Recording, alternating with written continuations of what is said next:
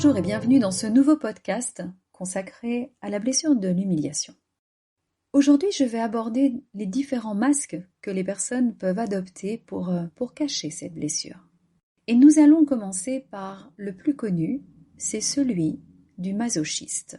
Le masque du masochiste est l'un des masques les plus difficiles à identifier. Il est associé à une forme d'autodestruction ou de souffrance. Les personnes qui portent ce masque ont tendance à s'auto-saboter continuellement, à se punir pour éviter d'être à nouveau humiliées. Elles vont se mettre dans des situations difficiles, voire douloureuses, et chercher des relations toxiques où elles sont mal aimées et parfois même maltraitées. C'est pour ça qu'on parle du masque de masochiste. Et accrochez-vous, parce que c'est important de l'entendre, les personnes qui souffrent de la blessure de l'humiliation et qui portent le masque de masochiste vont chercher à être humiliées ou critiquées pour confirmer leurs croyances négatives sur elles-mêmes. Le plus souvent, bien sûr, c'est inconscient. Le masque du masochiste va être porté par quelqu'un qui a subi une blessure d'humiliation profonde.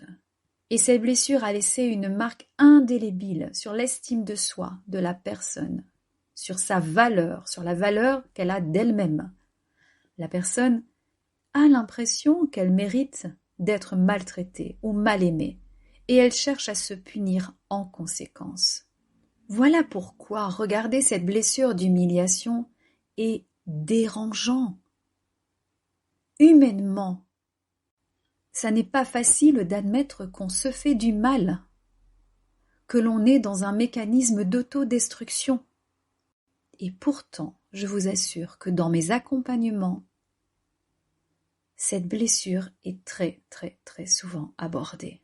En fait, les personnes qui portent ce masque, souvent ne sont pas conscientes de leur blessure d'humiliation. Et elles vont considérer leur comportement comme normal ou justifié.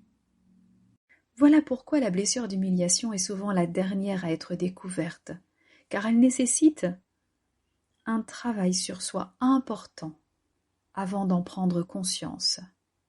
Il y a d'autres masques moins connus associés à cette blessure. Je vais vous parler du masque de l'arrogance.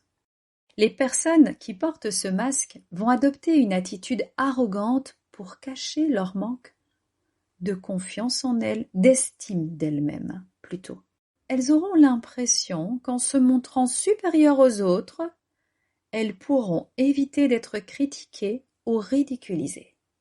Et ce masque, donc le masque de l'arrogant, peut conduire aussi au port d'un autre masque, celui de l'indifférent, celui qui prend de la distance, sauf que dans ce cas-là, dans le cas de celui qui souffre de la blessure d'humiliation, c'est vraiment une indifférence, mais teintée d'arrogance.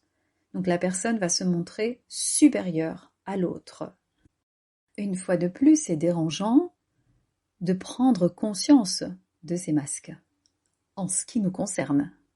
Un autre masque dont je veux vous parler est celui de l'agressif ou le masque de l'agressivité. Les personnes qui portent ce masque risquent d'être agressives envers les autres, toujours pour se protéger de l'humiliation ou de la critique. Alors elles vont attaquer avant d'être attaquées. On peut trouver aussi chez elles les caractéristiques du passif agressif. Elles vont chercher à blesser les autres en les piquant par une remarque, toujours dans l'idée de diminuer l'autre personne. Là aussi, le plus souvent, c'est inconscient. Un autre masque, il y en a plusieurs pour l'humiliation, un autre masque, c'est la recherche constante de reconnaissance et d'approbation. On pourrait confondre ce masque avec celui de la dépendance liée à la blessure d'abandon. Non, ici, les personnes qui portent ce masque vont chercher l'approbation des autres pour se sentir en sécurité, parce qu'elles sont très sensibles aux critiques et au jugement des autres. Elles auront besoin d'être reconnues, mais dans leur valeur.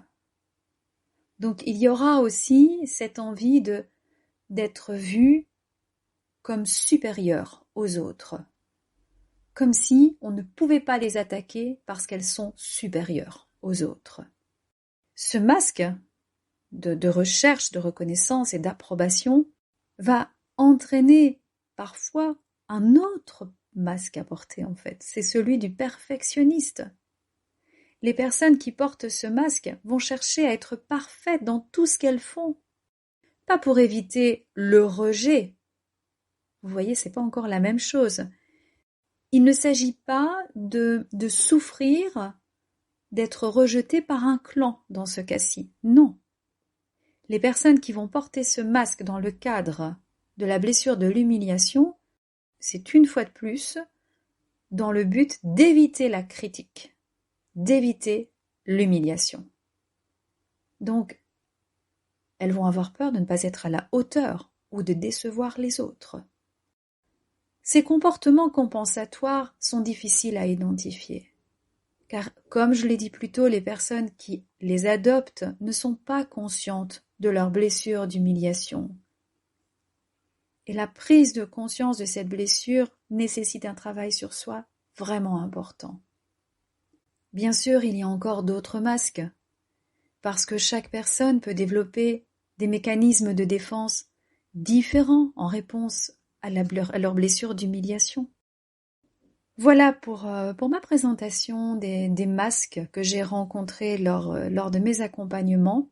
Ces masques associés cette fois à la blessure de l'humiliation.